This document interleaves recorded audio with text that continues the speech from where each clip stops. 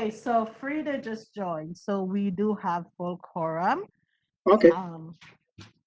And as the other members join, I'd let you know. 5 seconds, Fanny. Okay. Thank you. Welcome, and thank you for joining us today for the meeting of the City Health and Hospital Strategic Planning Committee. Today's meeting is officially called to order. Quorum has been established. I would like to call a motion for the adoption of the minutes of the Strategic Planning Committee meeting held on January 10th, 2022. So moved. Thank you. So I will take each one of the members' vote. Jose? Yes. Dr. Allen is on the voting capacity for Dr. Katz. Dr. Allen? Yes. Frida? Yes. Sally? Yes. Dr. Marton is not on the line yet. Is that correct, Alicia? No, she's not on yet. Okay, and Anita is not also. Yeah, okay. Next, the motion is carried. Thank you, everyone. Next, we will hear from Mr. Ziegler, Dr. Way, and Deborah Brown as they provide an update on the system dashboard. Matt? Great. Thank you so much. Pleasure to be back with you all today. We have our updated dashboard and then a update on an important initiative for the system, our special populations proposal, and the IPA that Health and Hospitals is in the process of creating. So we're happy to go into that. Deb Brown is having a couple of technical difficulties, so I think we'll come back to her piece. It's been, as you'd expect, a very eventful few days, weeks, and months as the state budget got finalized. So hopefully she can join to give some updates on that, but there will be more complete updates on that as it gets more finalized. But to dive into our dashboard, we're looking at the period of October 1st through December 31st, 2021, which the board will remember was the swift rise of the Omicron variant around the city. And so some of the measures certainly reflect that. The beginning of the period definitely reflects, though, a return to normal operations, full opening, followed by reduction in visitation, some reduction in in-person ambulatory care towards the end of the year. But the positive trends starting here are, again, our diabetes control measure and our appointments kept within 30 days after a behavioral health discharge, both very important clinical outcomes measures for us, which are excellent, and particularly the behavioral health measure, had I think been on a steady or downward trajectory for several months. So seeing it bounce back is an excellent one. The biomedical devices integration measure, well above target, and a completed project for us, which is excellent. I know many of you follow through the IT committee as well. On to the next slide.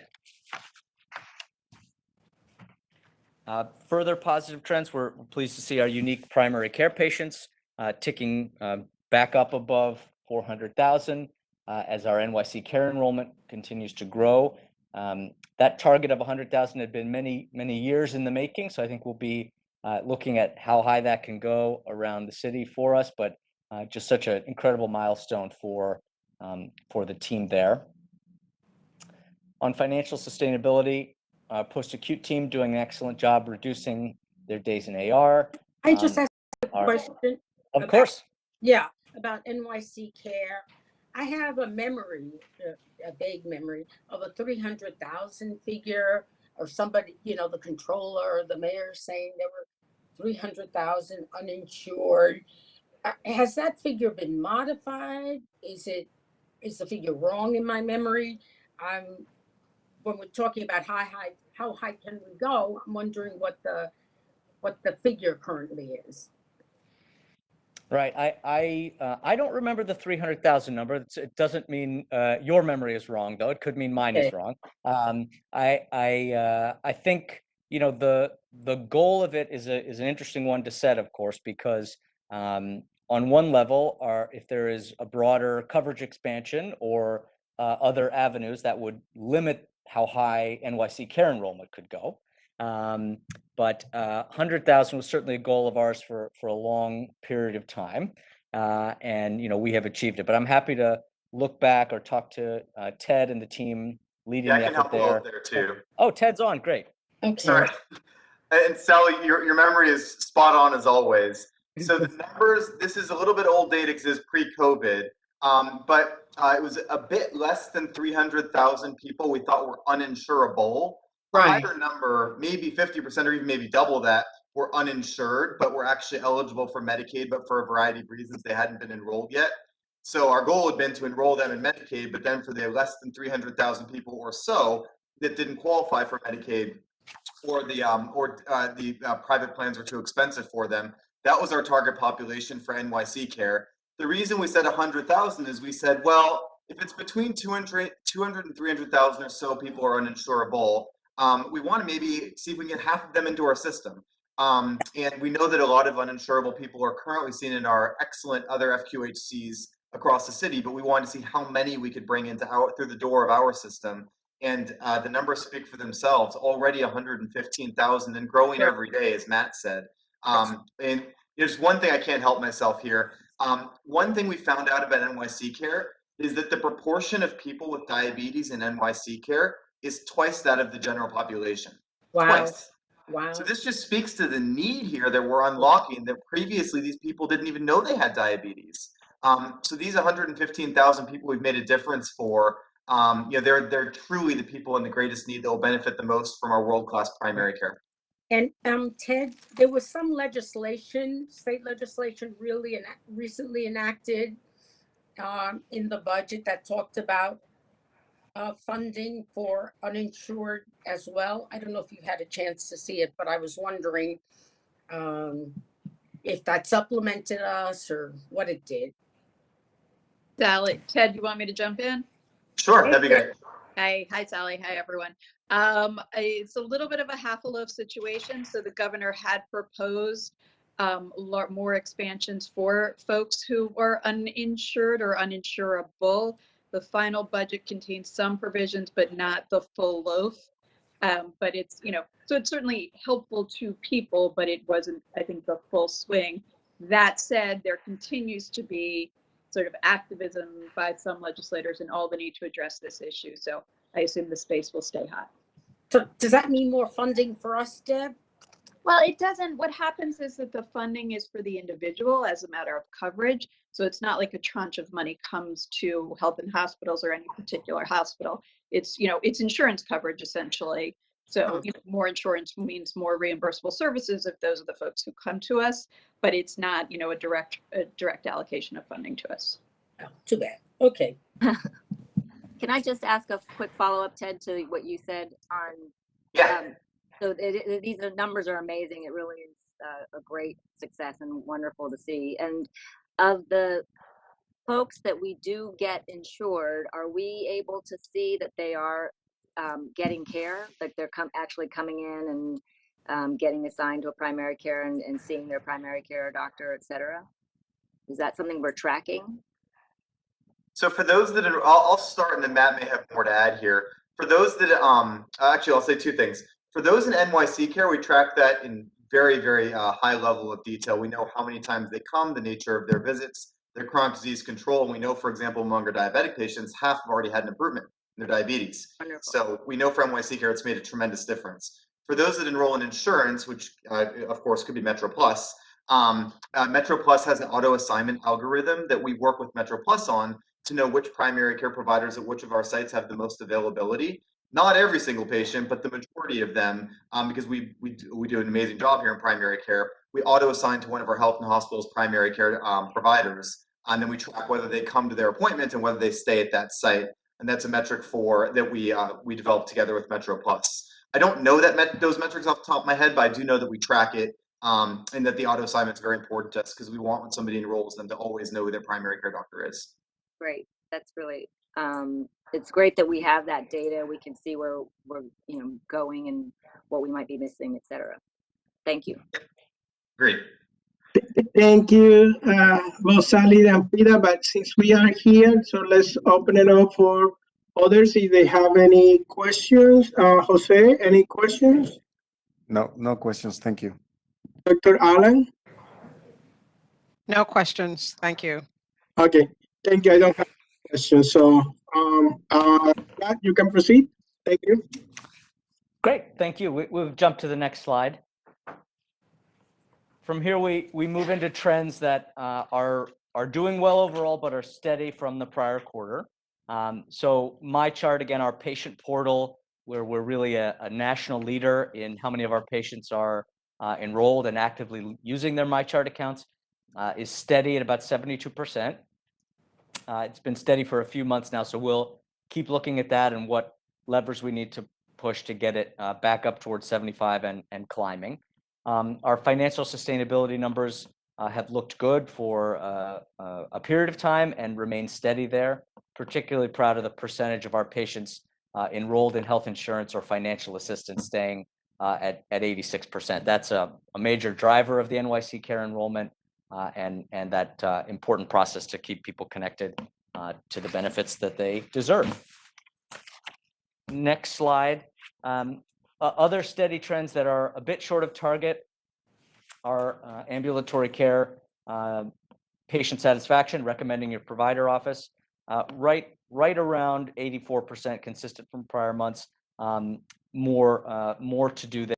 We did see some redeployment of ambulatory care staff and move away from in-person visits during this period, which may be a driver of this one.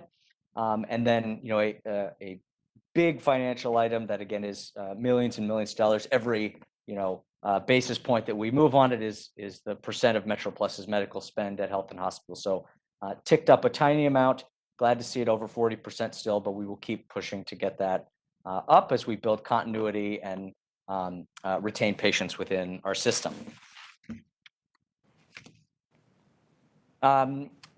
Now to the trends, dipping a little bit. Our number of e-consults is above the target of 95,000, but dropped a little bit from the prior quarter.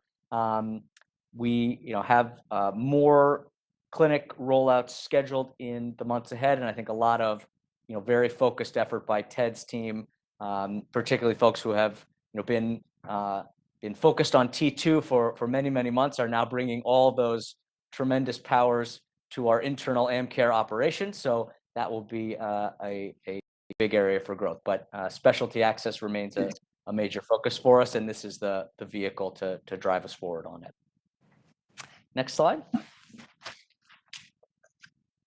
Now we'll move on to places where we have some room for improvement, where we dipped in the last quarter.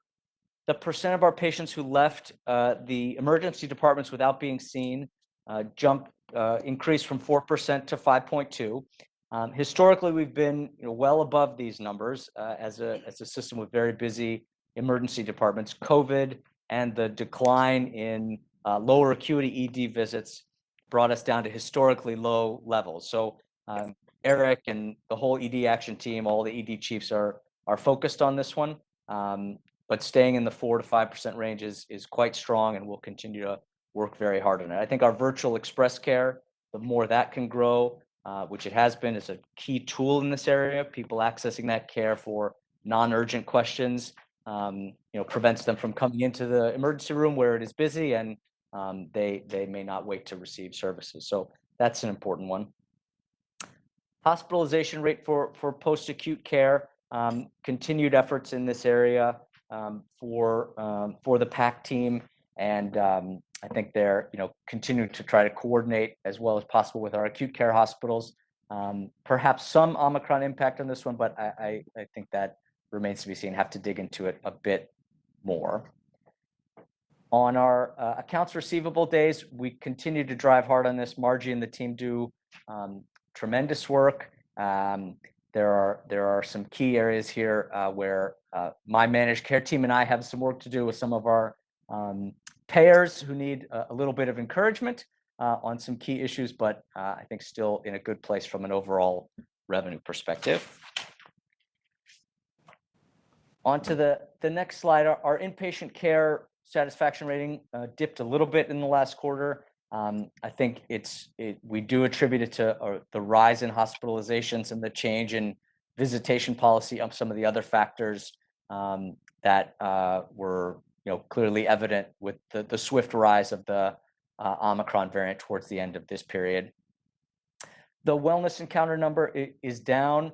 I think good to track. We have to see what a steady state is and what driving upwards looks like, and it does track with major events around the system. So we'll see where this is in the next quarter, but I don't think the team is concerned about this drop. Just wanting to watch what it looks like and how we want to keep advancing that work.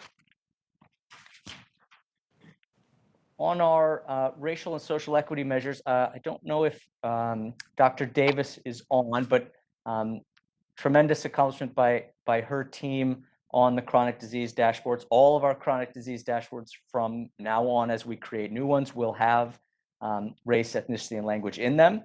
So that's a great step forward for the system and will be a new baseline that we operate from. So that's excellent to see. Our MWBE procurement spend still heading up towards that target of 30% and a major focus for our supply chain team and all around the system. And then we're working for more data improvement on the percentage of our new physicians hires who are from underrepresented minorities. But Dr. Allen, many others around our system, very focused on this, and looking forward to continuing to drive it forward as the data gets more and more robust for us. Any questions on those before we look at the COVID metrics? Yes, I think Frida has a question. Frida? Thank you. I actually have a couple, if it's okay, Benny, just Okay, going back. Frida, please go ahead. So I guess I'll start with the financial ones. On the accounts receivables,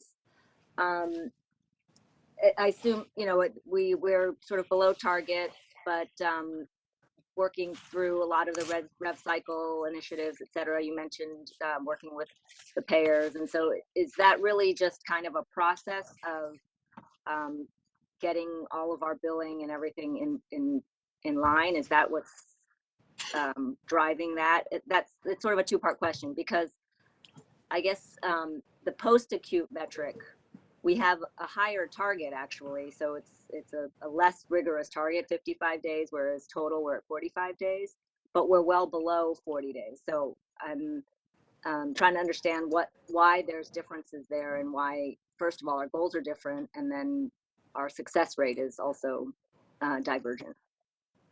Yeah, I think I'll try to speak for Margie and John and the team. I think generally post-acute and the rest of the facilities, we're starting from different places and on different systems, right? So working from a benchmark of what other Epic acute care customers work off of is where we built our overall 45 target. Post-acute facilities are typically paid by Medicare more often, and a bit more by Medicaid. The stays are longer, so the time that folks wait to get paid when people are paid on early days in a stay versus later is just a bit different. But they've done a tremendous job. Kitty and Coy and the team, I think have really focused in and improved that work there. So they're just from a inside baseball perspective, they always are very nervous about their budget targets and then exceed them tremendously. So that's a kudos to them, and we're now on the public record that their budget targets are going to get more aggressive because they're so good. But Margie and the team, I think there's a few things that I look at in the acute care and Gotham AR days that have driven this up. One, COVID testing, I think, still has a lot of undefined elements, and different payers handle things different ways. So we see some weight on some of those. The place that my team in managed care gets most involved is on some of our highest cost cases. There's a different methodology for billing what are called high cost outliers.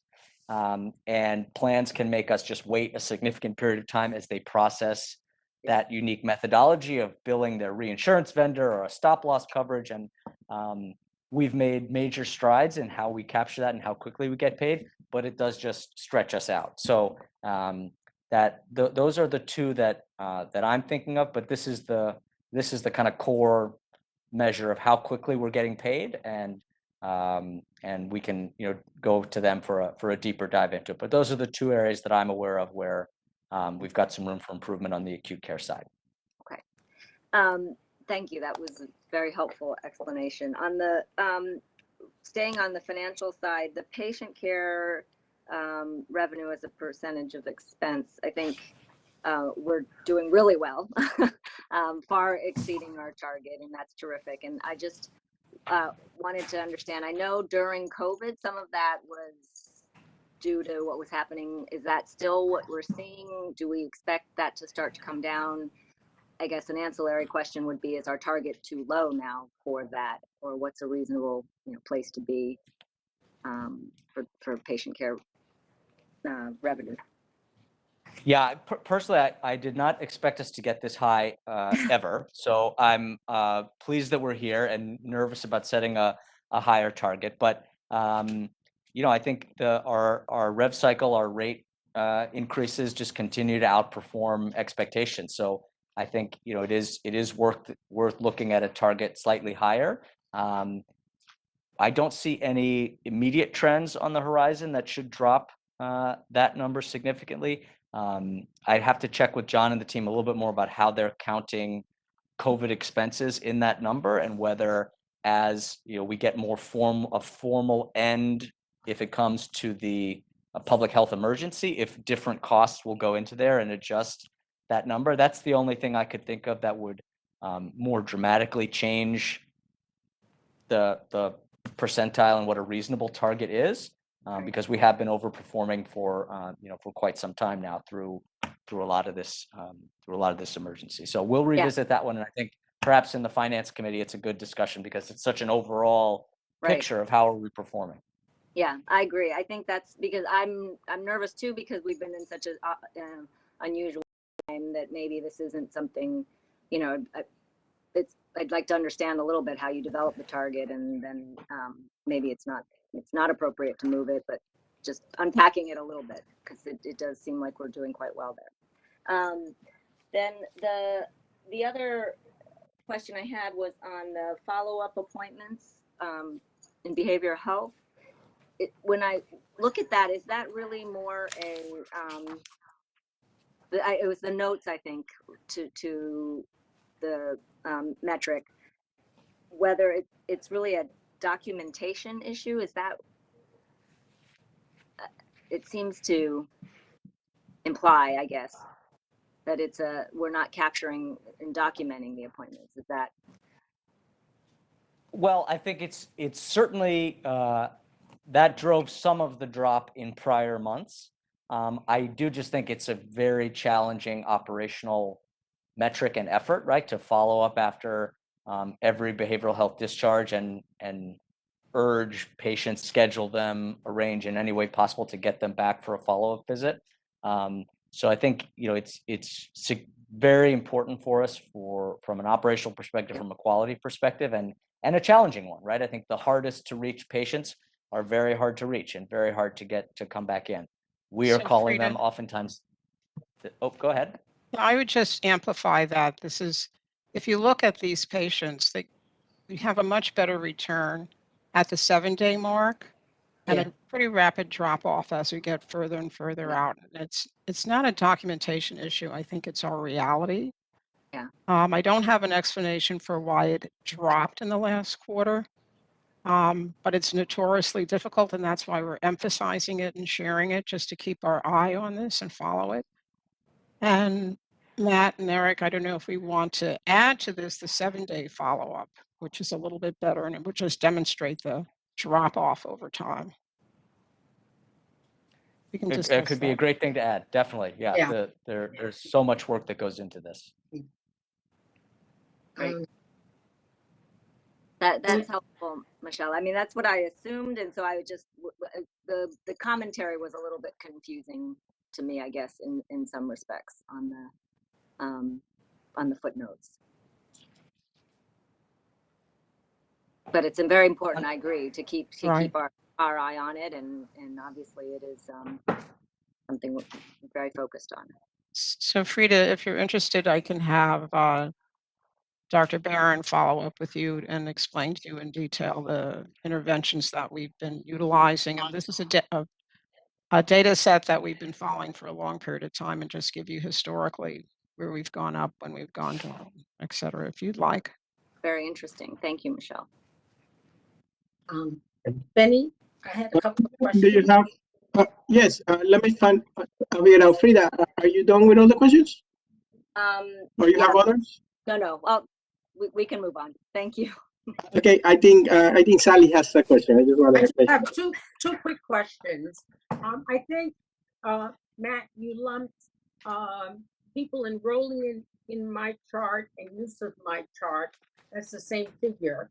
But I think that we've at least seen 2 performance improvement projects, which have indicated that there's a significant gap between enrollment and use, and that have done some terrific work in looking at how we could incentivize, accelerate the use of my chart. So I think as a separate number, whether we do it here or not, working with the hospitals, we should get a better sense of what the actual use of my chart is by patients. And the second question was just about leaving without being seen in the ED. I assume that there's a deeper dive at the individual facilities to ensure that there's not like a couple of outliers that are pushing the number up, that it's okay to rely on an average figure. You know what I mean? Absolutely. I think just to take that one, I haven't seen any particular outliers, and Eric is not on the call right now. He is in the Bellevue Emergency Department working and hopefully driving this number down there with his personal efforts. But one thing we're definitely working on, I would like to be able to cut all these measures just for the board at a quick glance by facility. We have that data. It's doable. So we can show you whether there are any outliers by facilities. I haven't seen any. We worked on some investments at particular places that were having historical challenges with this, like Woodhull, I believe, was one. Lincoln was definitely one. Right. But I don't know that off the top of my head, and we'll That's check okay. into it. Yeah, as long as Yeah. you know, that's what's important. And on Yep. the use of my chart, Absolutely. over time, it would be useful as the facilities come up with their own mechanisms for ensuring that patients are using it, because it's a combination of providers returning phone calls and ease of language use and things like that. Yeah. That hopefully they'll share their like best practices in this area. I agree. That's a very important approach. The measure of use or facilitating use that I've probably tracked the most closely is the speed of provider response to a message. Right? I think nothing makes a patient not want to use my chart as much as if they send a message asking a question Right. and they don't get a response ever or within Right. 72 hours. So that's a measure that we highlight in all of our budget meetings with facilities. I know the overall my chart team works on that, and so that's one I definitely look at. And but you're absolutely right. Enrolling in my chart is not the same as using it, and what we want is really the use to drive better care, better continuity, and better outcomes for our patients. So we'll certainly share best practices on that around the system. Yeah, it would be good to look at the two. There were 2 PIPs I've seen. There may have been more, but it was very interesting to see what the challenges were. They could be as simple as not having one clerk looking at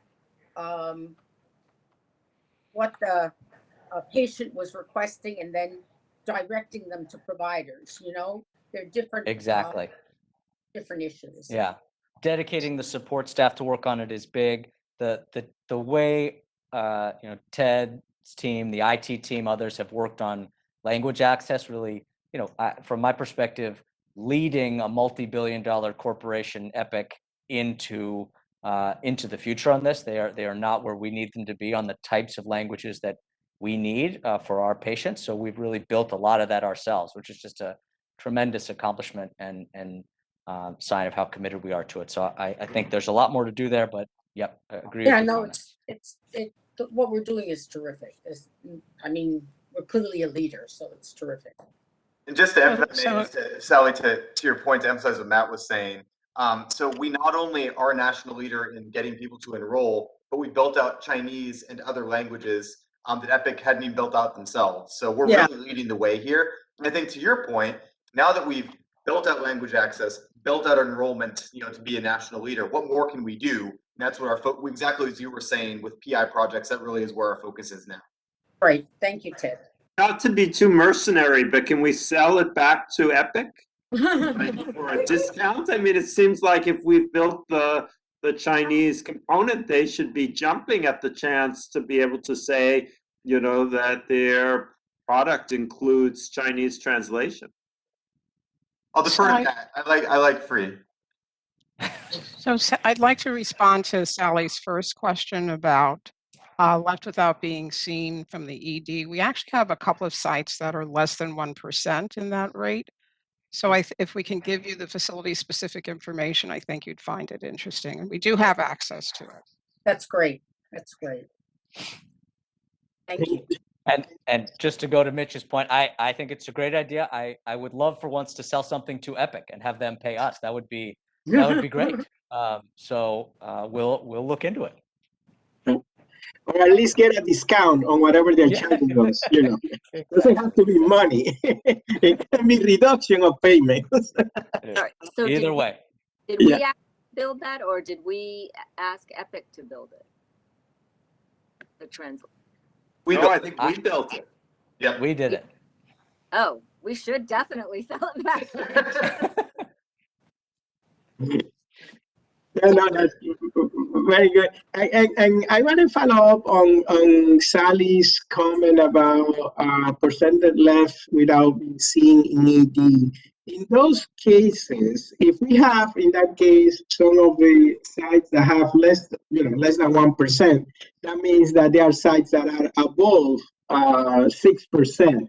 What are we doing? I know that the note says that, the volume have increased, but how are we managing that? I know that we have a process that some of the patients that are going to emergency may be directed, I think, before going to emergency into the urgent care in order to manage volume. Are we continuing that? How is that working to manage volume? How do we ensure that people that come to emergency room get seen and don't leave without being seen? So I'll take that. Eric is not on the call at the moment. As we understand, he's working at Bellevue, and I'm actually not equipped to answer that. But I think we're going to find a spread between our level 1 trauma sites and our community facilities in terms of being able to engage. And we also have best practices, which we're trying to spread as well, seeing the patient as soon as they walk into their triage area, as opposed to some facilities have put the MD up front.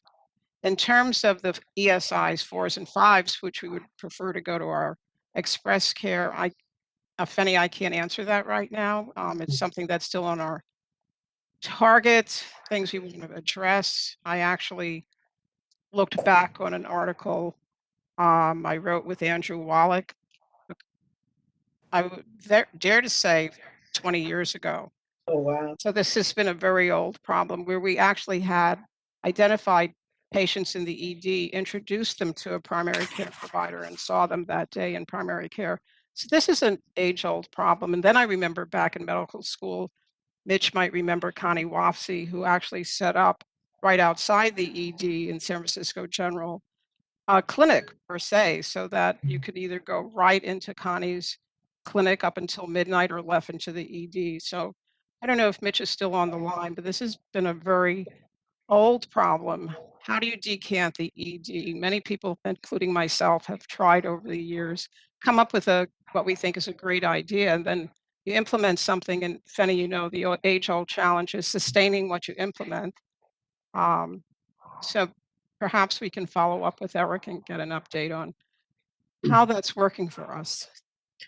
I think that would be good, and I also would like to maybe add to that. And again, Dr. Allen, I know you know more about this, but certain populations use the ED because they don't have the insurance, and since they are not going to be turned back, they go to the ED. So I think that part of the insurance component may also be good to look at as we, have a briefing on this matter.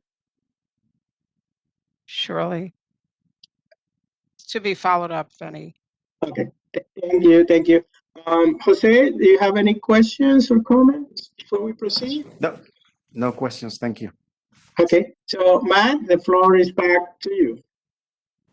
Great. I think we were up to our COVID-19 metrics, and Yes, that's correct. we have Dr. Long on actually. So Ted, maybe I could ask you to speak to some of these. Sure, of course. So you see here on the left-hand side, we have FY22, so through December 31st of this past year. And then we have Q1, so before that, through September 30th. So these are, as you can see here, the number of COVID tests administered was fairly stable. July to September had the Delta wave, and then up through December 31 had the beginning of Omicron. The Omicron really started December 4th and after. In terms of the number of positive tests, this one's interesting because you can see even though the number of tests we were doing through Delta on the right hand and Omicron, more of Omicron on the left hand, we detected so many more positive cases during Omicron, which we all know across New York City, the higher number of cases during Omicron compared to Delta. But what I think is meaningful here is that 74,000 cases that wouldn't have known they had COVID if it wasn't for these tests we did during that quarter. In terms of our post-acute infection rates, it did go up, again, an effect of Omicron for sure. In terms of our vaccines, this is a little bit of continued good news. So our first dose was 522,000 in FY22, in Q2, up from 509,000 in Q1. So people have continued to come out, including for the first dose of the vaccine, which is the most important thing. Completion of second doses is still higher in Q2 than Q1, although basically analogous to the first vaccine doses there. And I will, the other thing I'd like to emphasize here is just actually the last bullet point. So this is pretty interesting. So this is the average turnaround time in hours, including through a good portion of the Omicron wave, 16 hours from when PRL gets to the lab till you get a result back. 16 hours is pretty good, and I've tested this myself. I got my result back in just about 16 hours as well. We've kept it stable through Delta in Q1 and through the first part of Omicron in Q2 here. And today, the average lab turnaround time too is still right around that 13, 14, 15, 16 hour mark. You really can't do much better than that. And I'm proud to be a New Yorker when I see that because we create our own lab to control our own turnaround times. So that's faster than anywhere else across the country. Absolutely. Absolutely. Great. Thank you, Ted. Thank you. Before, is that everything about the COVID? I just want to make sure that we open up for questions. I just wanted to say I had less than 16 hours, Ted, myself. Thank you. And one thing I will say, if I may, what's so nice is that is a metric that is understood and recognized and appreciated by the public. If you spend a lot of time on Twitter, as I need to for my job, I mean, it is not at all uncommon to have folks tweeting both how quick the response is, but also the kindness and the respect with which they are treated at our testing sites. And we're very proud of all of that. Great. Thank you, This is Deborah. Kara. Yes, Kara. Hi, everyone. I actually just have to further elaborate on this a little bit. That metric is actually describing the time of order to the time of result, which means some of that time, the samples aren't even to Pearl Lab. So we've really done an amazing job and have a great partner in meeting our needs. This is an amazing metric and continues to get better. So sorry, I just had to really make sure that we're all appreciating The what's credit goes been to Kara. accomplished. Yeah, so Thanks, everyone. Thank you, Kenra. Thank you, and definitely, as Deborah says, something that people speaks very highly, and as you can imagine, people want to know very quickly so that they know what the next step will be. So that's my question, Ted. There are a couple of things that has been grabbing the news right now. Is the delivery of the antibacterial medicine. We just had the mayor announce that he had COVID and that he's taking his pills. Can you share what is the turnaround time from when somebody call, whoever they need to call to get the pills, to the time that they get it at their home so that they can take it? Do we have some metrics for that? Because I think that that's becoming now the most important, because we are moving from test and trace to test and treat. So I think that metric will become very important. And the second question, I'm just going to put both of them, and I know how dynamic you are in answering the question, so you can maybe connect the two, is the fourth dose. Now we're hearing that people 50 and older can get a fourth dose. How are we tracking, the population? Are they taking it, and how easy is for them to schedule that fourth dose? Benny, great questions. So let me talk about the first one. This is something I'm very passionate about. So Paxlovid delivery is same day, almost always. Sometimes it can be the next day. But the way it works is if you have a positive PCR, rapid test, or even home test, you call 212 COVID-19, press 9. In a matter of minutes, literally minutes, you'll be on the phone with one of our express care providers. And big thank you to Dr. Wei for setting up this incredible system here.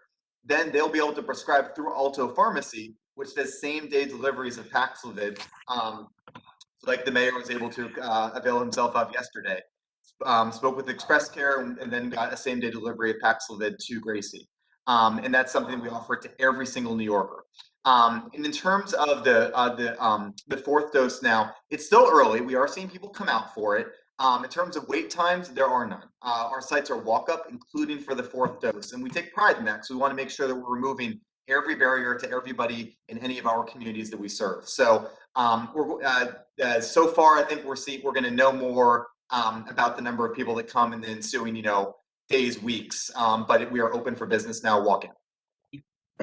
Thank you for sharing, and this is very reassuring, and I really appreciate it, and that's something that you and your team and everybody in Health and Hospital should be very proud of, being able to mobilize that machinery to get the medicine and the tests in such fast turnaround. So thank you, Ted. Penny, Sally? I just wanted to mention I used the system for my father. Just called and it went through wonderfully. We ended up having infusion treatment, but got the PA, got the doctor. It was at night and it worked wonderfully well. I think just to follow up to your question, we were afraid of being inundated with requests. And so at the beginning, we made it sound like it was only for people with comorbidities, but then we were going to market more. The mayor doing it is a great marketing tool, I have to say. But have we been marketing more? Yes, great question. So the first part of it is who qualifies or is eligible for Paxlovid. It's anybody over 65 or those under 65 that have a defining factor, whether it's a comorbidity or something like that, even hypertension, diabetes. So in terms of what we're doing to get the word out about eligibility, to your point, Sally, which is critically important, this month, as we're still doing contact tracing, anybody that has a positive PCR or lab-based antigen test, if you live in one of our task force on racial inclusion and equity neighborhoods, not only are you going to get a call from one of my contact tracers through this month, but for this month as well, we're making an additional call just about the medication to tell you what eligibility is and to show you how to connect to 212 COVID-19 to really make sure that everybody has the opportunity to know about these life-saving medications. Other things we're doing is we're putting out, what the Department of Health is putting out public service announcements now, and we're arming our community-based organizations with information as they pass out home tests about what people can do to connect themselves and their family members for these life-saving medications. Brilliant. Ted, is Brilliant. there any thought about as supply widens, lowering the age? As you know, in terms of negative effects, it's a linear curve, right? So the 60-year-olds are worse off than the 50-year-olds. And also, I mean, what I'm hoping for is that someday the model is more like Tamiflu, right? We don't ask what your age is before prescribing Tamiflu to somebody, you know, with influenza. So how do you, I haven't seen any sort of data on what we think the supply is going to be. It's got to be a huge moneymaker for Pfizer. So I'm assuming they're going to, you know, do everything possible to jack up supply. Yeah, and in a word, agree. You're entirely right. Our focus has been pushing to get the medication to those that we know have the most defined benefit from it now, and then to see what the supply chain is looking like. But we're at the point where supply is getting better, and we're doing a good job of getting the medication, or a better job at least, to those in greater need. So then the next step will be exactly what you said. Thank you. Thank you. Jose, any questions, any comments? No, no questions. Thank you. Thank you. I think Sally, Frida, any other questions or comments? No, thank you. No. Matt, the floor is back to you. Great, thank you. Deb, I don't know if you wanted to give a little bit on the state budget. We didn't cover it right at the top, but anything you want to say before we move into discussion of the IPA?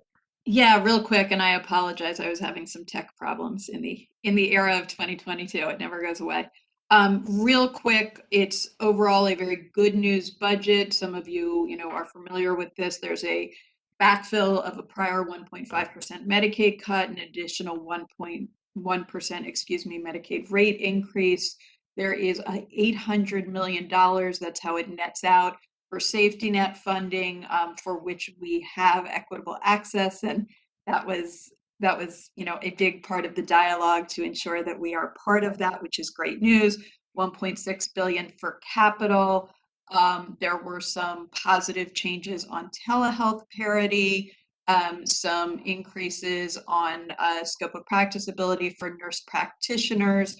A lot of the sort of non-financial work, as I mentioned before, is going to get pushed towards the rest of the session. That was something the legislature sort of stood up on. So some of that work, especially in those last two categories, will continue.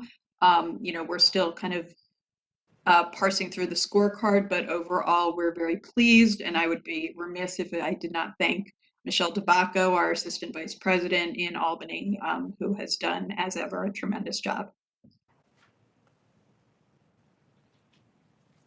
Great. So, Sorry, could I ask one quick question, Deb? Yes. Of course.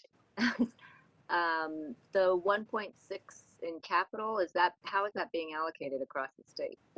Well, I was actually just looking at the language. I mean, essentially the next step in this process, and this is going to be true with the safety net funding as well, is to get in there and make our case. And I've said all along, this is sort of a two-step advocacy process. One is the legislation to make sure we are not excluded, to make sure we have access. And then the second step in the process is going to be with the department, with the executive, for that argument. So stay tuned. Okay, and so the safety net allocation also is not yet determined. Correct. Thank you. And Deb, did you mention the 1-year extension on Medicaid for maternity? Oh, thank you. Yes. For people who have given birth. Okay. Jose, any question for Deb or? No, I mean, great news. And the one that caught my eye was the one about nurse practitioners and scope, but I don't know if you have any more details on that. So nurse practitioners with 3,600 hours of practice under their belt will not have to enter into a written relationship with a physician in all areas. So it's actually, I think, and I don't mean to speak to the nurse practitioners, I think it's actually a little bit less than the nurse practitioners would have liked, which, would have been that kind of flexibility even without the 3,600 hours, but that was where I guess the compromise ended up. This is for 2 years, and presumably there will be a reassessment. I personally, find it hard to imagine that the clock will be rolled back. And in general, we have spent a fair amount of time advocating to allow our professionals to work at the top of their licenses. So this is something we're pleased about, and we will continue to work with our colleagues in Albany on issues like this. Thank you. Thank you. Yeah, I just have a follow-up question. Now that the budget is what it is, what are the largest uncertainty for us to realize the most benefit of the budget? I think it's a really good and sort of existential question. I think that, as I said, it's now kind of what I always considered the second tier of the advocacy, getting in there and, sort of swinging to get allocations of these dollars. I think that, looking forward, look, this is a good budget year for lots of reasons, not the least of which is the influx of federal funding, is figuring out our ongoing financial stability so that we are not, beholden to sort of one-off tranches of dollars, as lovely as they are to receive. And that's, with great credit to all the work that goes on in this committee and with all of my colleagues, to stabilize the system in that way. Thank you. Thank you. I know, Matt, we only have 6 minutes left, so I'm so sorry. No problem. You can cover the material in that time.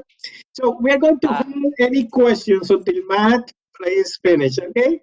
I apologize in advance. Not at all, not at all. I think that it's we'll go ahead to the IPA slides. This is a topic I think that the board, we look forward to talking more and more about with the board in this committee, in the finance committee, M&PA committee, other places, because it's a big initiative for the system and lots to discuss. But the background is, as everyone knows, health and hospitals was a very large part of New York State's prior 1115 waiver, the DSRIP program. Through One City Health, we had a major role in helping shift the entire delivery system of New York State towards preventing hospitalization, reducing unnecessary hospitalization, and building partnerships between the healthcare sector and the social services sector and community-based organizations. So in January of 2020, the DSRIP program had ended, and this board authorized health and hospitals to form an independent practice association as one potential vehicle to continue those efforts of the DSRIP program, reaching out to community-based organizations, really working outside the walls of our health system and continuing the goals of DSRIP. So that work has continued, a little bit behind the scenes because of COVID and everything else being very front of mind. But the Medicaid Redesign team, our partners at the state, have continued to encourage us in this direction. And so we wanted to give you a little bit of background about how that work has progressed and what some of the next steps are. So next slide. So as with the authorization from the board to create the IPA, what we focused on with the state is a program that is focused on advancing health equity by reorienting our system to consistently address the social determinants of health. And so we call it our special populations care model. We're continuing to build upon that, but it really works on integrating and expanding some of the promising programs we developed during DSRIP. It focuses on 2 special populations of New Yorkers that we do a tremendous job treating already, but that need more from the healthcare system and from the social services sector of this city. And those are New Yorkers experiencing homelessness and individuals who are formerly incarcerated. So working through our IPA as the financial and organizational vehicle to get this done, we've worked with the state on this program to bring together managed care organizations, community-based organizations, other health systems, and the broader workforce to improve care for these populations and promote accountability, efficiency, and excellence in their overall care. So we've talked about this at times in the Finance Committee, in the broader board setting, but here's a bit more detail on how it's progressing and what it's intended to do. Next slide. So again, focusing on these two populations, our goal will be to engage community partners, other health systems, healthcare providers focused on these populations, and then of course, non-clinical partners, shelter providers, others serving our neighbors who are experiencing homelessness, others who work with our correctional health services and other community-based organizations that can help connect these individuals into the specialized care models that they need, that can really improve their care and improve the overall social services and other outcomes that they experience. I will just make a little plug now because I know we are short on time, but Dr. Amanda Johnson from the ambulatory care side, Dr. Karine Nazadam from the behavioral health side, Meg Thompson, Wilbur Yen, many others on the call whose maybe names I can't see on the side have been putting in a tremendous amount of work on this and giving you all a deeper dive on some of the really exciting clinical innovations and partnerships that they've started to build. I think is a great next step for us. But we have a little bit here, and we can tell you a bit more about it as we go. So next slide. So the progress to date, we have talked to many safety net partners about this idea. Our partners at the Department of Homeless Services and other city agencies, Department of Health and Mental Hygiene, key community-based organizations, and other safety net health systems are very excited about this and supportive. It's an opportunity to really build a new value-based care model with new resources generated by the city and the state and the federal government together to change the model of care and the trajectory of care for these populations. So it's an exciting moment. And we're continuing to advance the proposal. It requires obviously state engagement and approval deeply, and then federal government approval, because it would be a continuation of some of this waiver adjacent work, if you will, and really potentially serve as a bridge to the state's broader 1115 waiver.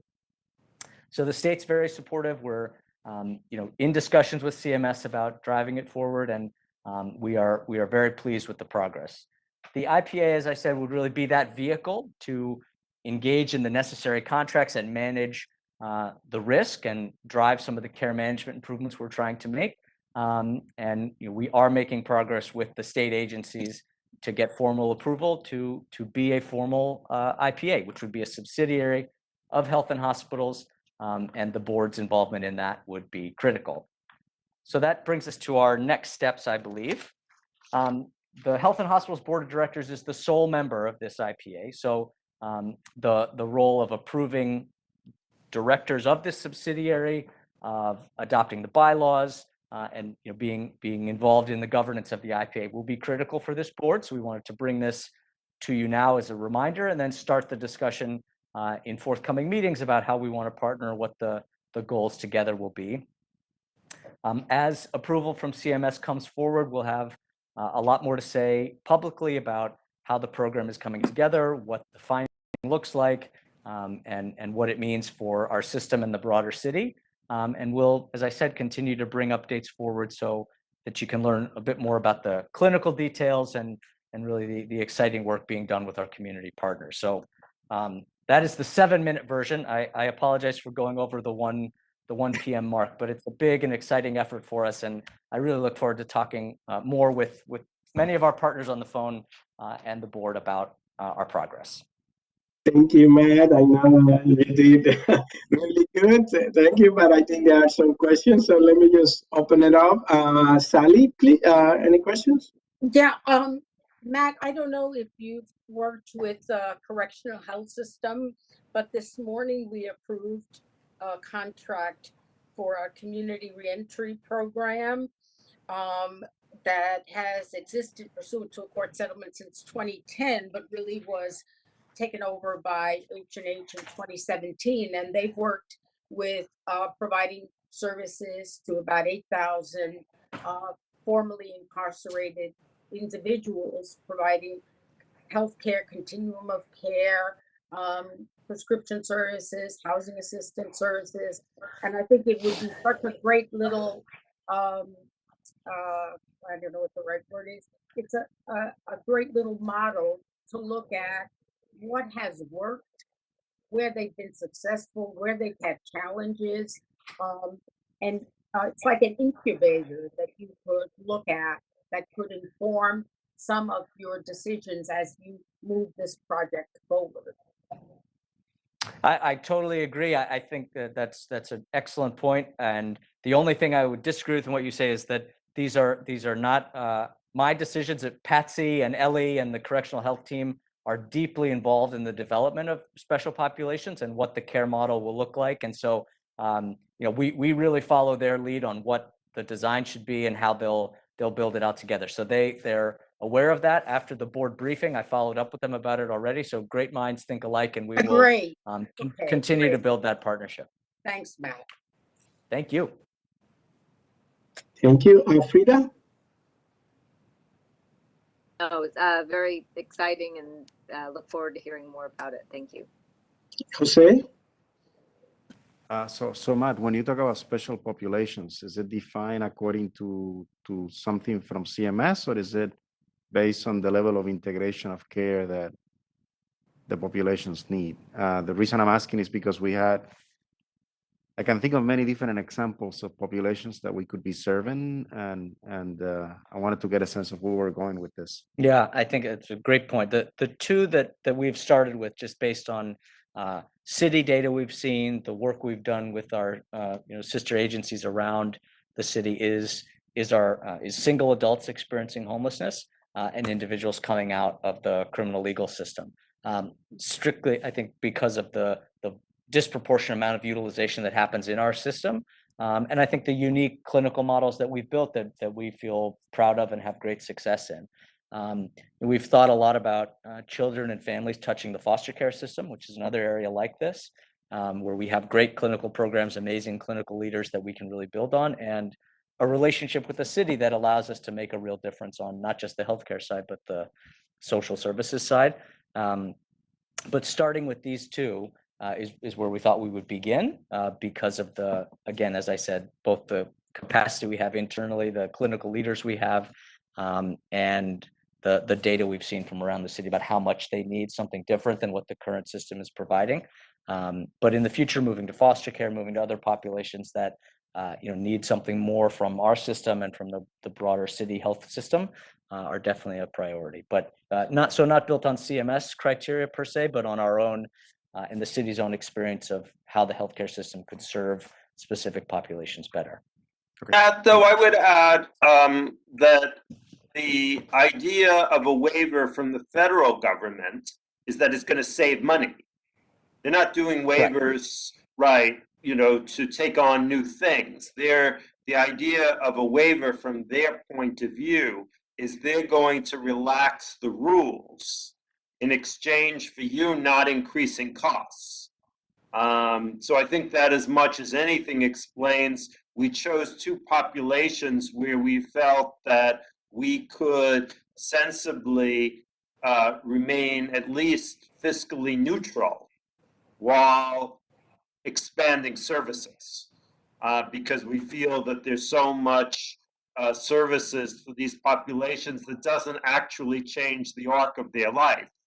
And that if we focus, given our connection to the city, with the other parts of the city, we'd be able to both do a better job and at least be fiscally neutral. I think as you go into other populations, the challenge is there are lots of areas to expand services, and they would benefit. In how many will we be able to show the federal government that if they expand services in this area, overall costs will not grow?